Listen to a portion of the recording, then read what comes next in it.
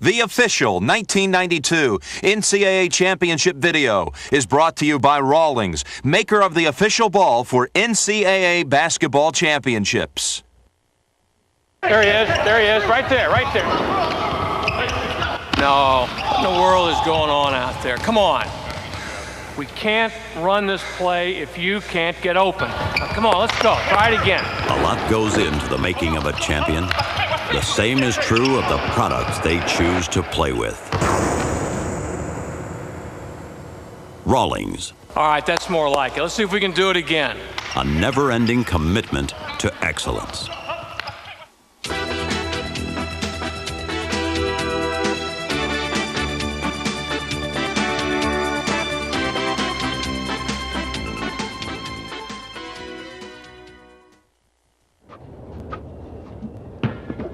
In this, the 100th year of basketball, 4 teams fulfilled a dream and came to the lakes of Minneapolis, where college basketball would determine a champion.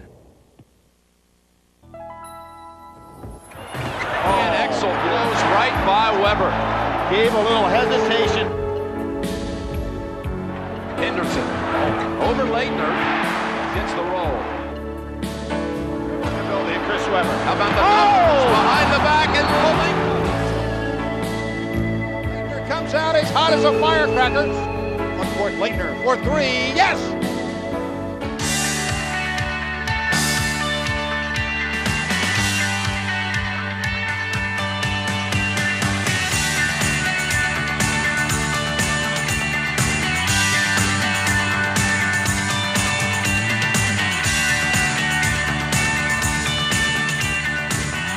It's the story of Duke's back-to-back titles. Blue Rain, the official 1992 NCAA championship video. Each year, at the beginning of the college basketball season, every team has a dream.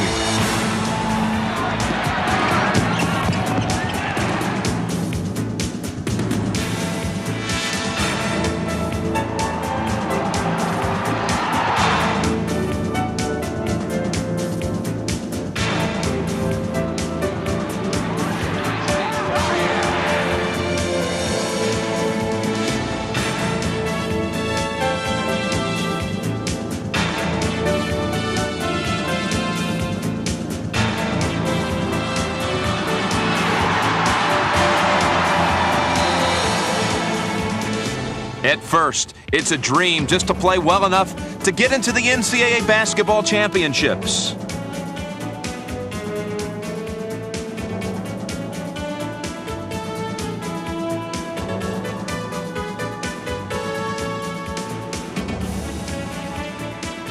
As the wins keep coming, the dream gets even more ambitious, and soon, sights are set on the Final Four. Most don't make it, but the fortunate 4 who do can still dream about taking home the holy grail of college basketball.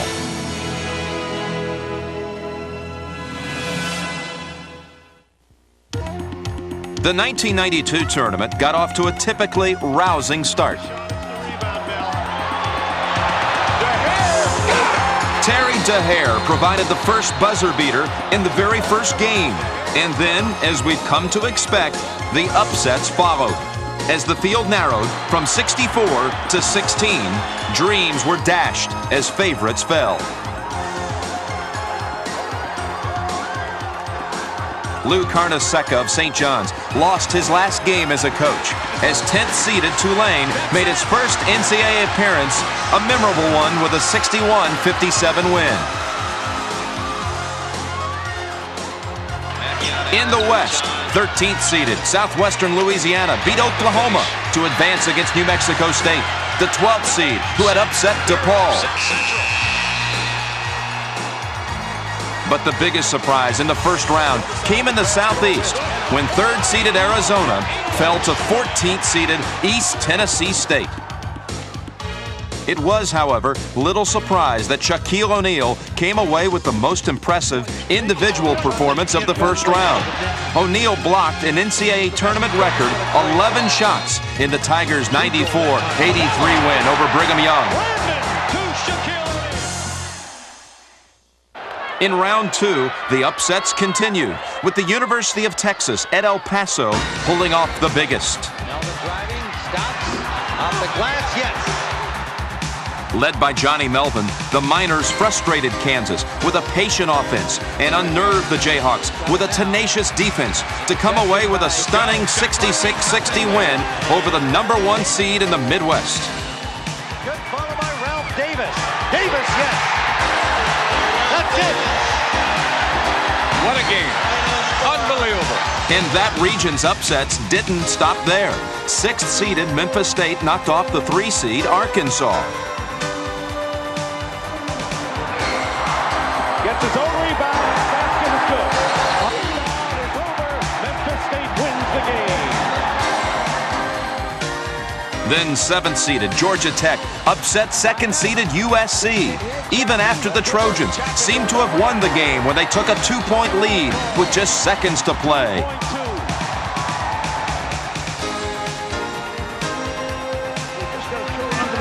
Under the basket. Up. Forrest shot.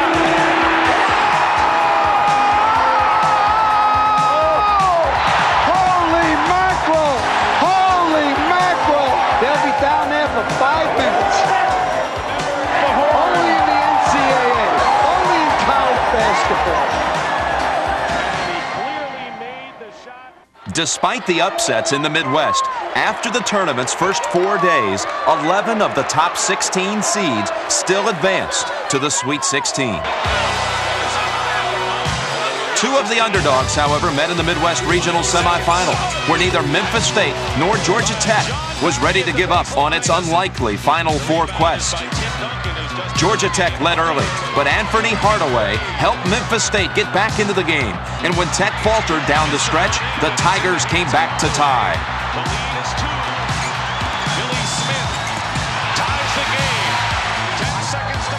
The game would eventually go into overtime, where Memphis State would hold on for an 83-79 win and a date with Cincinnati in the round of 8.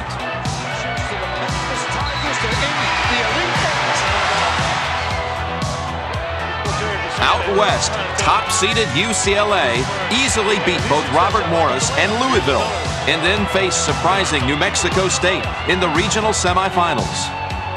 As the lowest seed still remaining in the tournament, the 12th-seeded Aggies had beaten both DePaul and Southwestern Louisiana to advance to the round of 16 for the first time since 1970.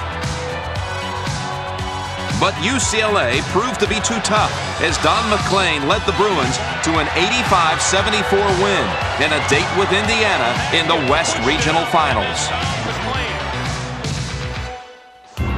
Another top seed that stayed on track through the first 2 rounds was Ohio State.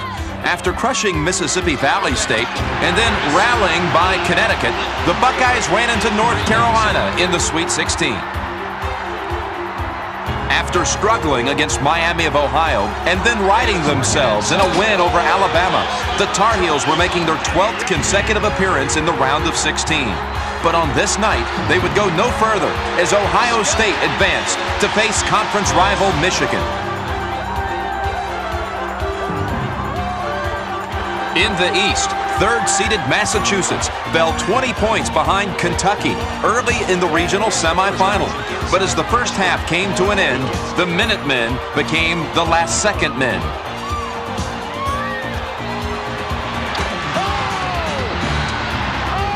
Jim McCoy's 70-foot miracle had UMass thinking about duplicating its second-round win over Syracuse.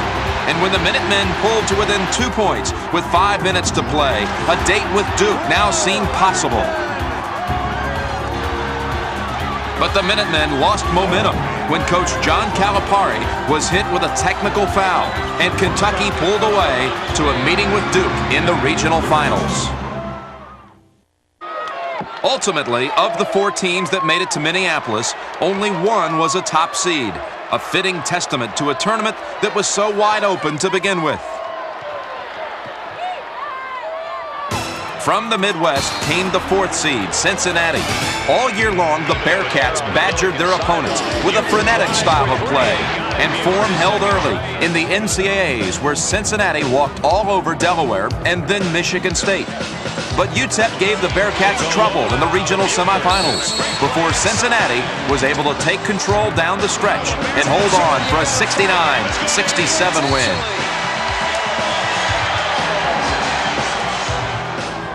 In the regional finals against conference rival Memphis State, Nick Van Exel led Cincinnati to its 4th win of the season over the Tigers, an 88-57 thrashing that put the Bearcats in their first Final Four since 1963. Memphis State 88-57.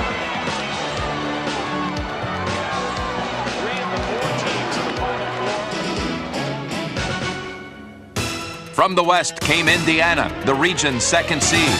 Led by junior forward Calvert Chaney, the Hoosiers began the tournament by blowing away Eastern Illinois and then ended Shaquille O'Neal's college career. Despite the Shaq's tournament-high 36 points, Indiana beat LSU 89-79 and then moved on again by beating Florida State thanks to a hot-shooting Eric Anderson. Anderson again for 3.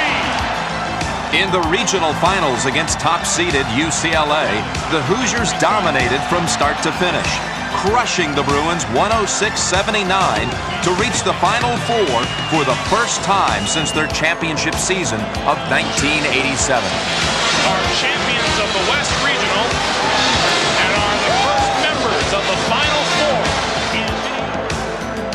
Michigan made it from the Southeast as a number 6 seed. The Wolverines, with 5 starting freshmen, started the NCAAs with wins over Temple and East Tennessee State, and then finished off number 2 seed Oklahoma State in the regional semis. 2 days later, they took on the number 1 seed, longtime conference rival Ohio State, in a game that went down to the wire.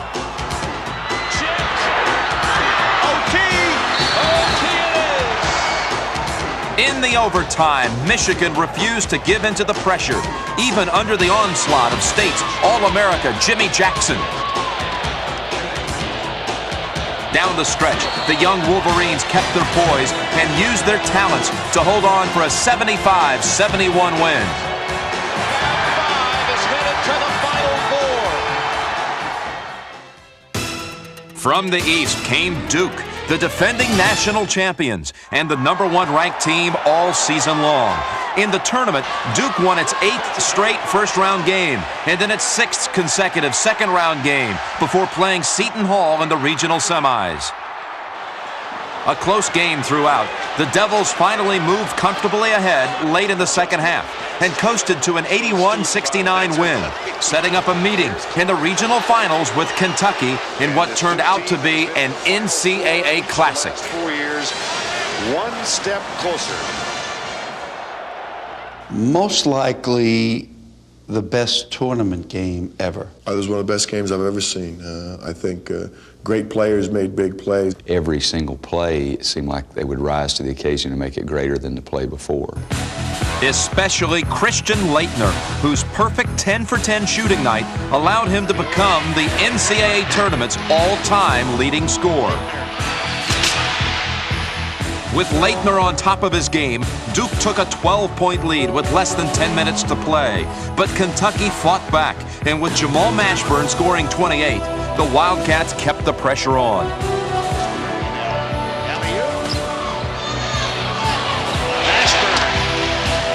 With hearts racing, the 2 teams traded baskets and traded dreams down a dramatic stretch run. Mashburn for 3.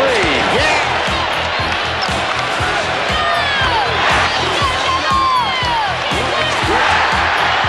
With the score tied at 93, Duke had a final chance to win.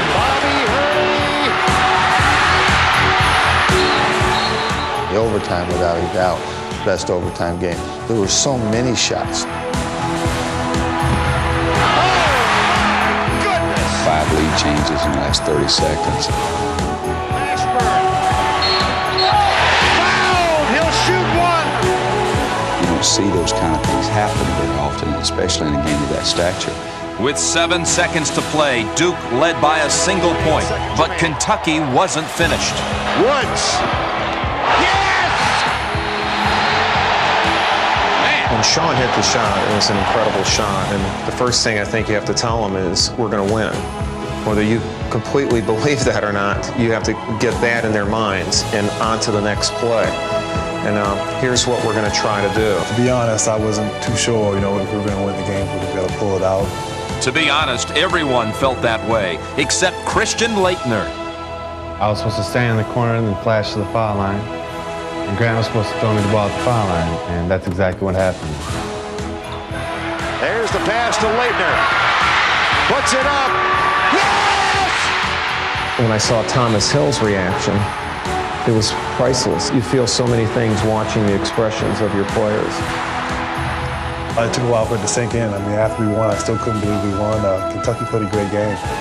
And I was just happy that I had the big guy on my side.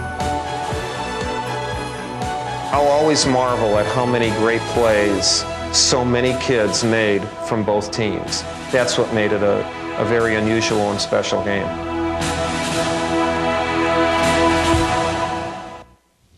So on the first weekend of April, Michigan, Cincinnati, Indiana, and Duke gathered in Minneapolis, hoping to fulfill a lifetime of dreams by winning a national championship. The site of this year's Final Four was the Metrodome, and on Friday, more than 30,000 fans came out to watch the teams practice in what has become a tournament tradition.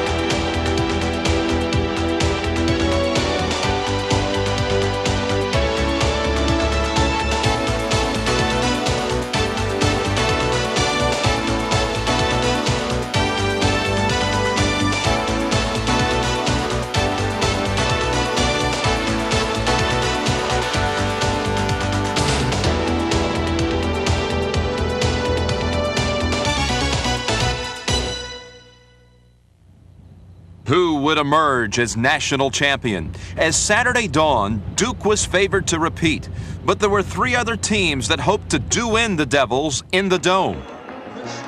It's college basketball's greatest day. 20 days ago, 64 teams had a dream. Now we're down to 4. Michigan and Cincinnati in the first game. Indiana. We are Final Four program. Hey, the official Final Four program. Speeding up pace. We got Indiana, Michigan, Cincinnati, Duke. UC! Who's in number one? Indiana! We're gonna win the whole dance, baby! Absolutely. Unfinished business. Bring on Duke, baby. Bring him on. Nah.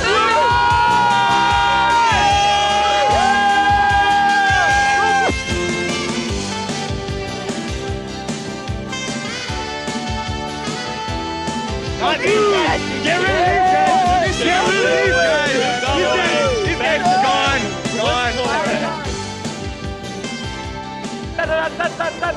Hail to the victors valiant! Hail to the conquering heroes! Hail, hail to Michigan, the champions of the West! Okay, okay!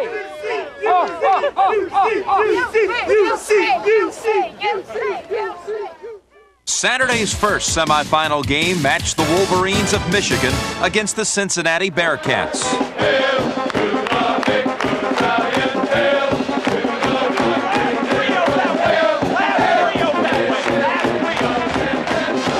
In its quest to resurrect one of the NCAA's most storied basketball traditions, Cincinnati knew it had to deal with Michigan's size. While the Wolverines, with their 5 freshman starters, were hoping they could cope with the intensity of both the moment and the Bearcats.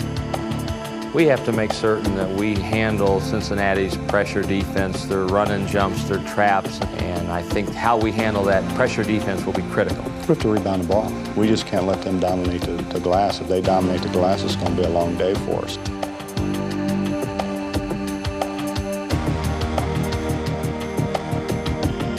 to establish the inside game.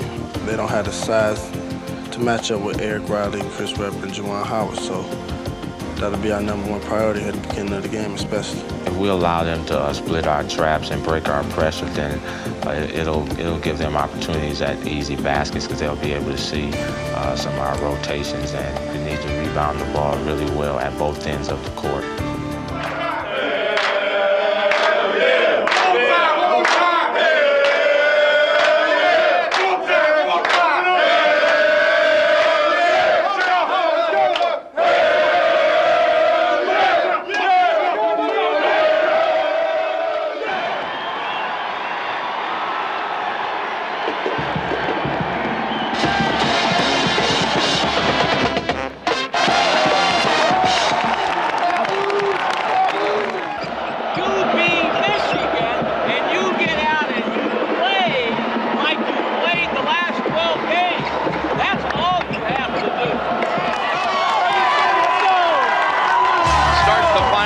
With the Bearcats in control. It didn't take long after the opening tap for the two teams to settle into pregame expectations. Chris Webber scored inside for Michigan's first 2 points. And soon after, Cincinnati's defensive pressure paid off as the Bearcats tied the game at 2. Webber comes right out of it and is stolen away from him. Cincinnati will score for the first time on a slam dunk.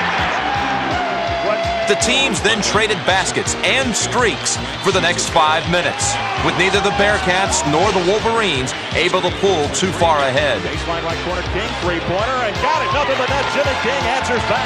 Now to King, flashes top of the key. He'll square for the three straight away and gets it again. Jimmy King with a second straight tray. Rose gets loose down the lane. Floater on the way, gets it. Jalen Rose down the lane. Up a shot, goes to Jones left wing. He cranks up a three. Got back from the Bearcats. With 13 minutes left in the half, Michigan trailed by 2, but the Wolverines scored 9 straight points to take the advantage. Their double team launches long. Howard gives it underneath to Chris Webber, slams it through. Right baseline, Rose back to Talley. Talley drives in the paint off the window and in. Michael Talley to the hole. His first basket. 25-18. Michigan on a 9-point run. They lead by 7. Their biggest lead of the first half of the 9-point. Michigan's kids were keeping their poise and controlling the boards. But soon, Cincinnati's ferocious defense would become too much for the freshmen to handle.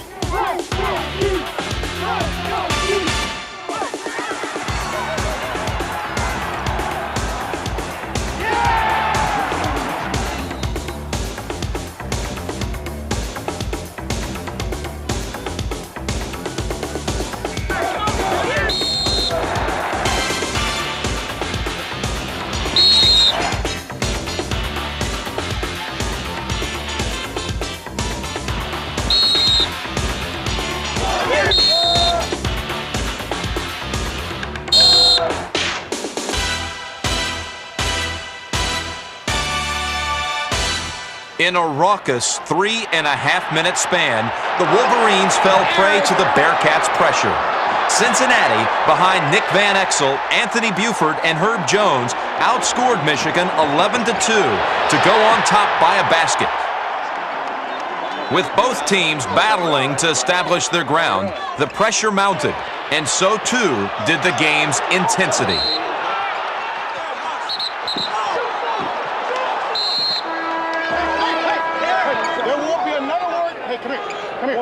There won't be any more talking. That's it. We've taught you. No more talking. They've been warned about the talking. By the time the two teams stopped talking, Cincinnati had taken a 7-point lead. But Michigan scored 4 straight points to close out the half, including the dunk by Webber as the Wolverines pulled to within 3.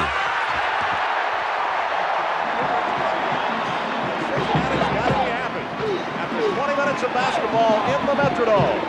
It's the University of Cincinnati 41, Michigan 38.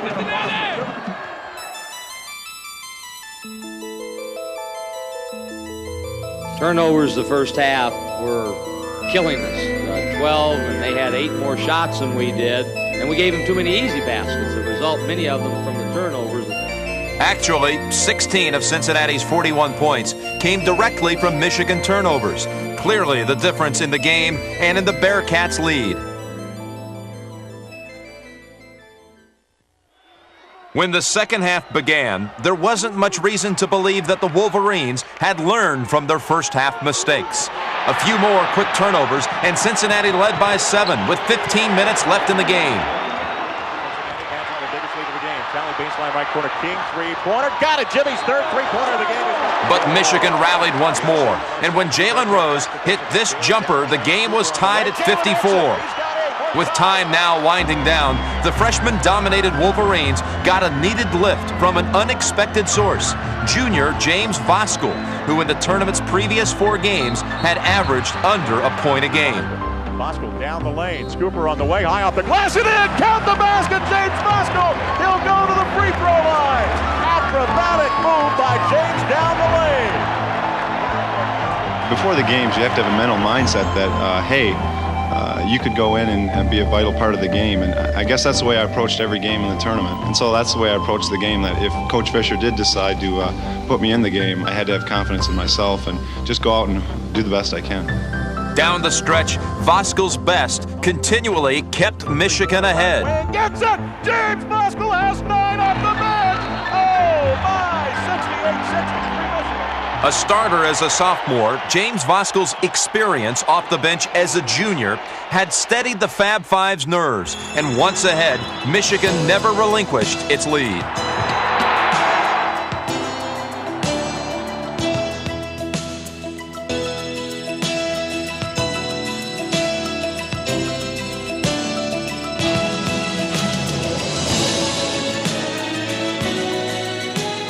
In the end, Michigan survived the Bearcats' pressure defense and turned a 46-30 edge off the boards into a 76-72 win. Baseline left, Martin, long-range three-pointer, 2-1, off the iron, no.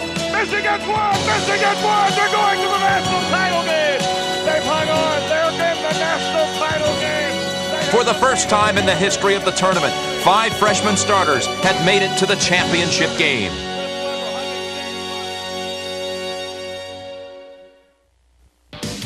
The day's second semifinal matched Duke against Indiana.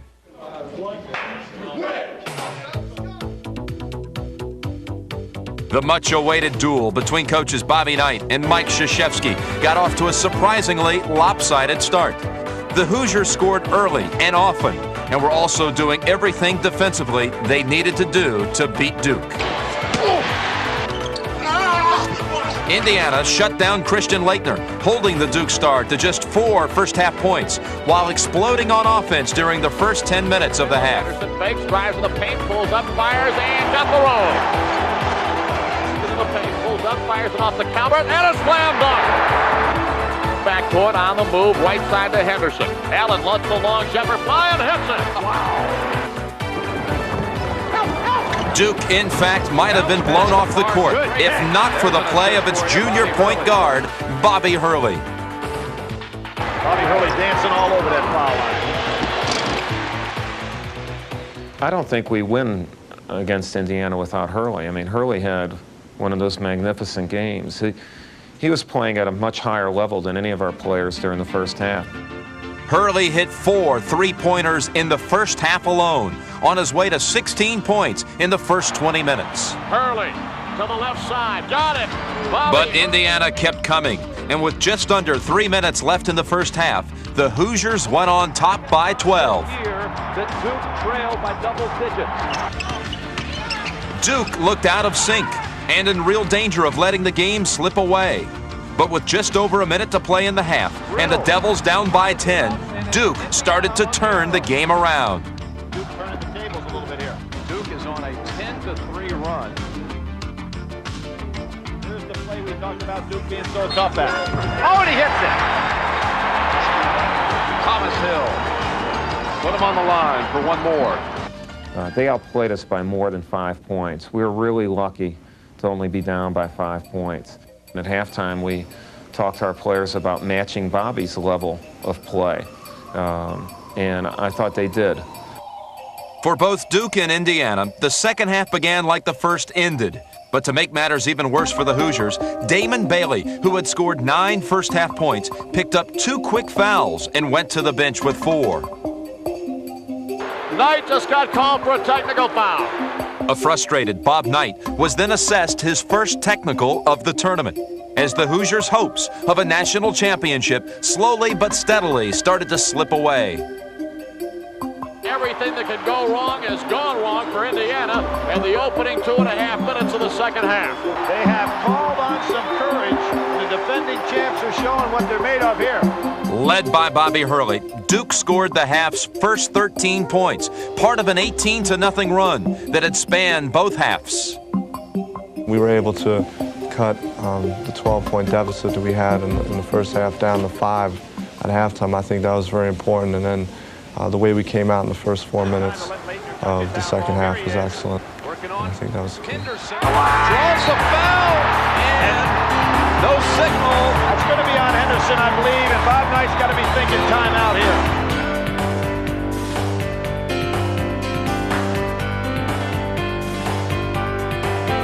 To Hurley, Bobby, 3-on-2, Tony Lang layup, Kennedy's foul of the play! Out of the rebound, captured, lost, picked up, put back up, and a whistle, offensive foul call on Indiana. Ryan Davis stood in there to take that charge. It's number 6 against the Hoosiers this half. And Hurley now gets it back to Grant Hill, down low to Parks, puts it up in a slam, and a foul call, and Damon Bailey just fouled out. It has been all Duke in the second half.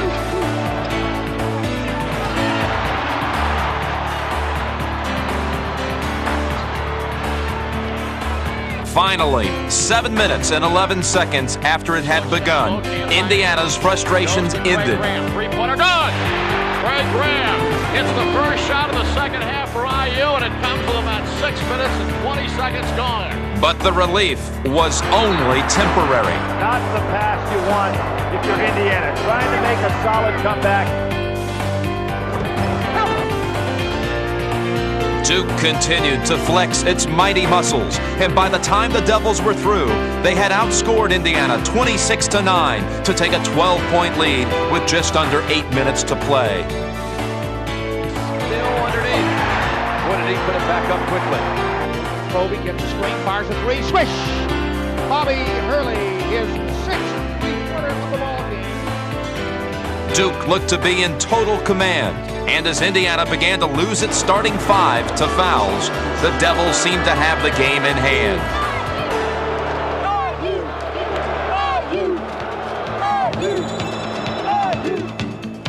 But Indiana refused to quit, and with just over 2.5 minutes to play, the game's biggest news was yet to come. The Duke Blue Devils, Reynolds inside for Graham, and he scores. Nice, easy. Within a minute, the Hoosiers had cut Duke's 10-point lead to 5 and kept the pressure on. Bobby Hurley double team. They go to the floor. No foul called. Indiana takes the ball away. Now, down low right to Calvert. Cheney drives in, pulls up, fires. No good, an off-balance shot. They're going to call a foul on Indiana, and I think that'll be, let's see. It's on Graham, and he's gone. With another of Indiana's starters lost to fouls, it was up to Marty Clark of Duke to keep the Devils ahead. Boy, it is so tough to come off of that bench without having the good sweat and make these key free throws. And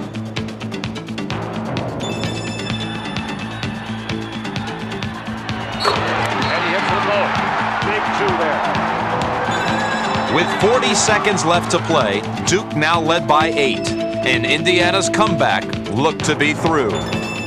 Until Todd Leary came off the bench to hit 2 threes and single-handedly give the Hoosiers hope. Down the other end, Clark kept hitting his foul shots, but Indiana just refused to let the clock run out on its season. Leary, can he do it one more time? My goodness! Hey, this is legendary! This is Hoosiers. This is the movie coming to life. With 25 seconds to play, Duke's lead had been trimmed to 3, and the Hoosiers were about to get another chance. Three-point game, inbound to Bobby Hurley, stepped on the ball! He stepped out of bounds, and Indiana will have the ball. Duke will call timeout. Absolutely unbelievable. Almost incredibly, Duke had squandered its seemingly safe lead, and Indiana, now playing without 4 of its starters, still had an opportunity to tie the game.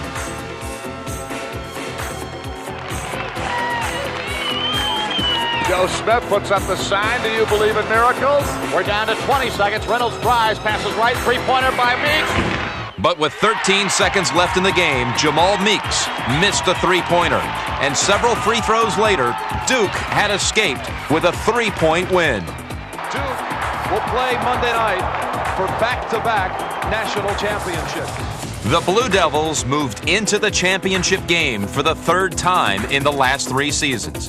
Bobby Hurley had tied his career high with 26 points and helped send Indiana off into the night.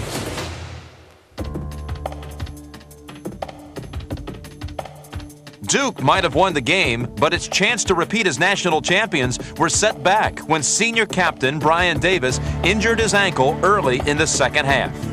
Brian Davis may be hurt. Brian Davis has sprained his left ankle. Playing in pain, Davis managed to stay in the game throughout Duke's second half streak. But by night's end, it was doubtful if he would be able to play effectively in Monday's championship game.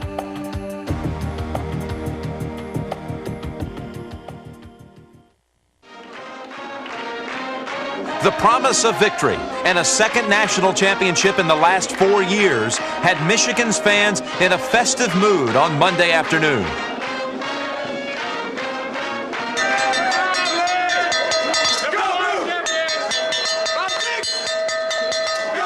Later that night, they would head to the Metrodome for the 1992 championship final between Duke and Michigan. The scene was set for a classic college confrontation, and both the Fab Five from Michigan and Duke's defending national champions knew exactly what they had to do to take control of the night. We've got to contain Bobby Hurley. Somehow control Rose. He's a very unique player. Leitner inside, one guy can't stop him, at least not one of our guys. Established Leitner much better than we did against Indiana. We need to make certain we get great shots, not good shots, but great shots. Defensively, to me, the most important thing is to be able to limit their second shots. More than the marquee individual matchups, it would be just a great game between two very good teams.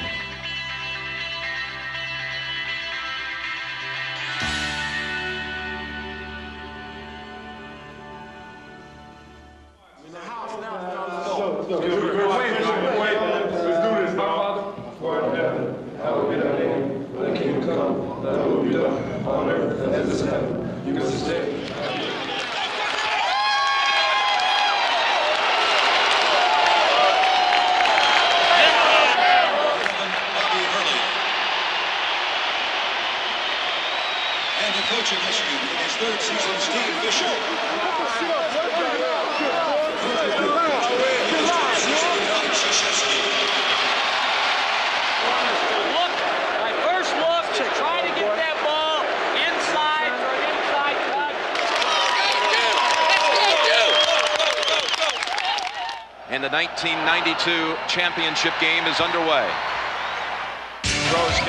Right from the start, Michigan's freshmen refused to be intimidated by the magnitude of the moment or the quality of their opponent. Duke might have been number one, but to the fearless Wolverines, they were definitely beatable. On this night, Duke started slowly, but when Bobby Hurley hit a three-pointer 5 minutes into the game, the Devils finally seemed on their way, especially when they took the lead moments later on another three by Thomas Hill. Over to Thomas Hill, now to Grant Hill. Grant slashing inside, dumps it behind him to Thomas. He's open for the three. Yes! Thomas Hill has a three-pointer. In an overtime loss to Duke earlier in the season, Michigan had fallen far behind in the first half. But this time, when the two teams picked up the pace, the Wolverines kept the game close.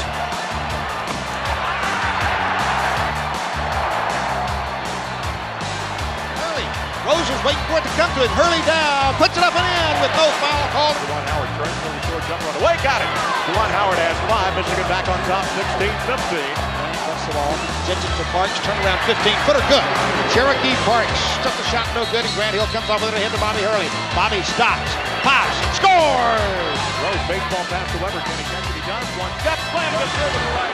Finally, at the end of an energetic 10-minute stretch, Chris Webber's sensational pass, which led to Rob Pelinka's equally remarkable shot, gave Michigan a 24-22 lead with 5 minutes left in the half. Here is Brian Davis. A few minutes earlier, Duke had hoped that Brian Davis's unexpected appearance in the lineup would give them a lift. But Davis's injury proved to be too much to overcome. Speed, unable to challenge the Wolverines. Look at this. Also starting slowly for the Devils was the other senior co-captain, Christian Laettner. The first half for college basketball's Player of the Year was a nightmare. Laettner with Howard on his back, turns, sends it over, knocked away and stolen by Chris Webber.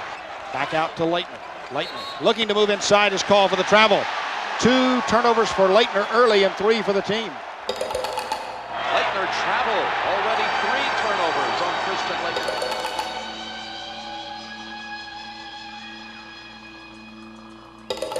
They credit the turnover to Laettner, so that's his 4th.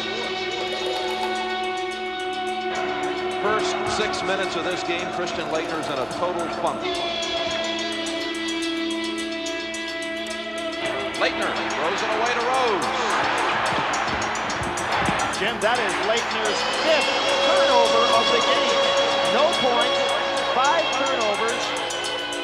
Unbelievably, overall in the first half, Christian Laettner had just 5 points and a season-high 7 turnovers. There's been a lot of double teaming of me when I'm inside the lane on offense. And Michigan was doing that, and they were just doing a good job. And I was making poor decisions once I had the ball in my hands, and I was throwing a lot of balls away. In a rare show of displeasure with his star center, Coach Mike Krzyzewski actually benched Laettner 3 separate times in the first 20 minutes. And when Jalen Rose hit this shot, Coach K's Devils had fallen behind at the half for the second time in the Final Four. Go to the locker room with a 1-point lead. The end of the first half with the score, Michigan 31, Duke 30. Michigan was doing everything it needed to do to win the game. With just 1/2 of basketball left in the season, Krzyzewski had every reason to be concerned about Laettner's timid start and the Wolverines' aggressive play on both ends of the court. Michigan plays real good defense. They're good athletes and they play hard. And I thought it knocked us back. They were beating us on defense. Our offense wasn't screening as well. And I thought they forced a number of the turnovers. It wasn't just us throwing the ball away. It was one of those halves where it was completely different than Christian. And so we're trying to talk to him, yell at him, do some things X and O wise, but nothing seemed to help.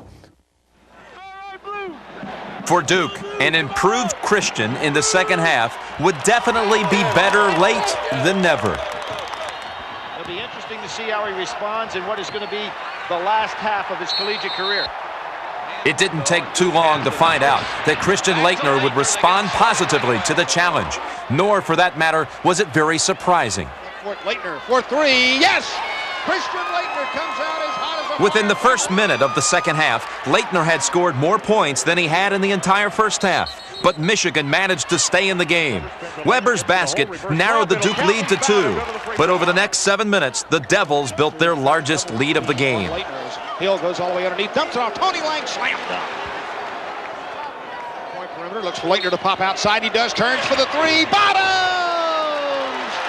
Christian Laettner's second 3 has put the Blue Devils up 46-39. But Michigan had come too far to hide, and just a minute later, the Wolverines again closed to within 3.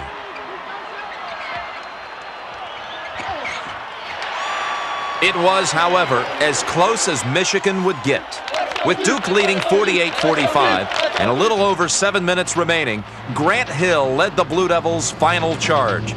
It was vintage Duke, a thoroughly dominating 7-minute, 23-6 run that clinched the national championship. Laettner on the drive, can handle it. Oh, what a finish! Ball goes to Grant, turns, drives down inside, all the way underneath, reverse layup, go! Hurley will get to the offense quickly. Sends a pass left side. It goes to Grant Hill, diving underneath, reverse!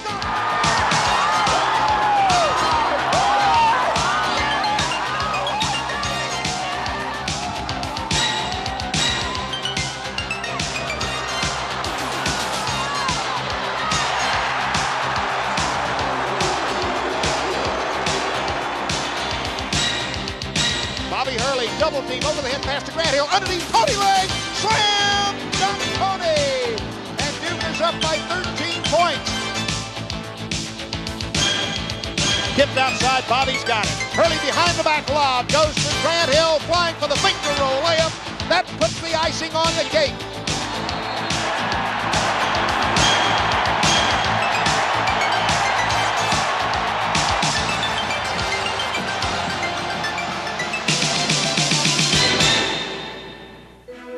This time, the title had eluded Michigan. But the Wolverines and their 5 fabulous freshmen had come much further than anyone had expected. During a memorable 3-week span, Michigan had taken the basketball world by storm and was just 1 win away from a national championship. We're number one! We're number one! We're number one! For the 2nd straight year, that championship would go to Duke. The reigning kings of college basketball had overcome adversity, injury, and fatigue to become the first team since UCLA in 1973 to capture the NCAA title in back-to-back seasons. The game is over. The Duke of Destiny has won it. For the first time in 2 decades, college basketball has a repeat champion.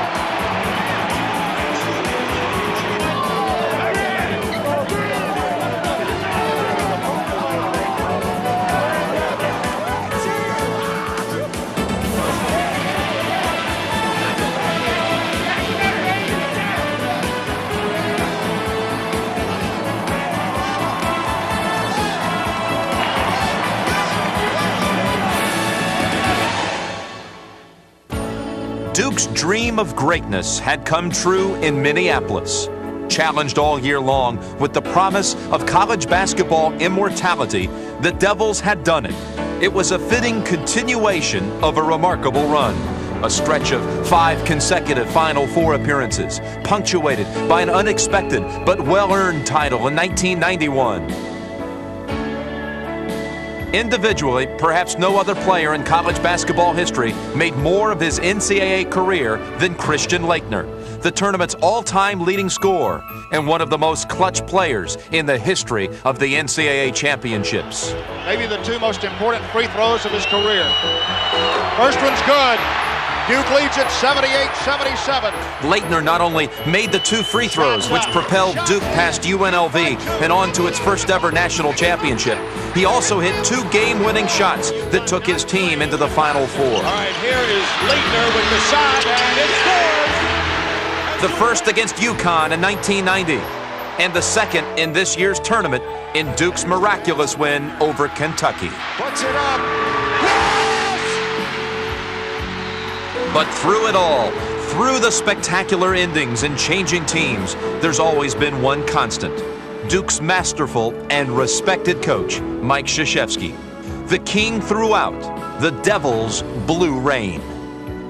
I like the way Coach K went at it, where he said that we're not defending a national championship, we're pursuing one. To go wire to wire, number 1, and really have 4 tough games in a row to end the NCAA tournament. It wasn't anything that was given to us. Our guys went out and earned it. I think it's something that we're going to need time to put it in perspective, but it's absolutely amazing what Duke has done. In 6 out of 7 years and 2 national championships in a row, Mike ought to go up on the top of the mountain and stay there the rest of his life and let the rest of us have a chance at some things.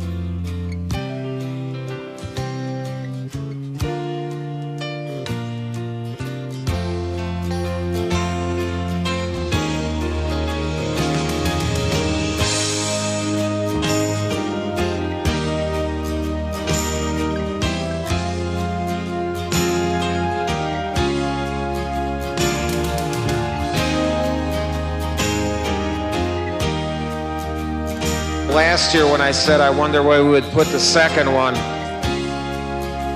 We got to find out now, don't we? I'm probably stupid for saying this, but wonder where a third one might go.